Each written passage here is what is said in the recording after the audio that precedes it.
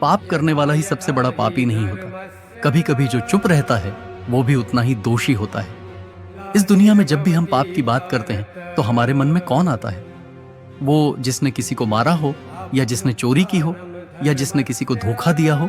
लेकिन रुकिए, अगर मैं कहूं कि इन सबसे बड़ा पापी वो इंसान है जो गलत के सामने चुप रहता है, तो क्या आप मानेंगे? शायद नहीं।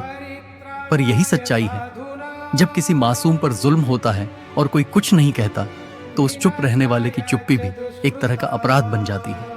श्री कृष्ण ने भी अर्जुन से यही कहा था, अर्जुन, तू युद्ध से भागना चाहता है क्योंकि तुझे लग रहा है कि मारना पाप है, लेकिन अधर्म के खिलाफ आवाज न उठाना उससे भी बड़ा पाप है। हम रोज देखते हैं, गलत होता है, अन्याय होता है, भ्रष्टाचार, झूठ, धोखा, लेकिन हम क्या करते हैं? कुछ नहीं, क्योंकि हमें लगता है मुझे क्या फर्क पड़ता है, मैं अकेला क्या कर लूंगा, सब ऐसे ही चलता है। और यही सोच हमें धीरे धीरे सबसे बड़ा पापी बना देती है। एक कहानी सुनिए। एक गांव में आग लगी थी। सब लोग मदद कर रहे थे, लेकिन एक आदमी चुपचाप बैठा रहा। जब उससे पूछा गया कि वो क्यों कुछ नहीं कर रहा, तो उसने कहा, मुझे क्या, ये मेरे घर की बात थोड़ी है। लेकिन कुछ देर में आग उसके घर तक भी पहुंच गई। कहने का मतलब ये है कि अगर हम चुप रहेंगे तो एक दिन वो पाप हमारे दरवाजे पर भी दस्तक देगा।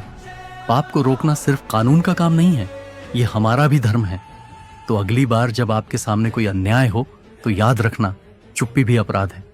अगर आप सही के लिए आवाज नहीं उठाएंगे तो आने वाला वक्त आपको भी सबसे बड़ा पापी बना देगा। आज से ही शुरुआत करें, सच का साथ दो, धर्म की राह पर चलो और दुनिया को थोड़ा बेहतर बनाने की कोशिश करो।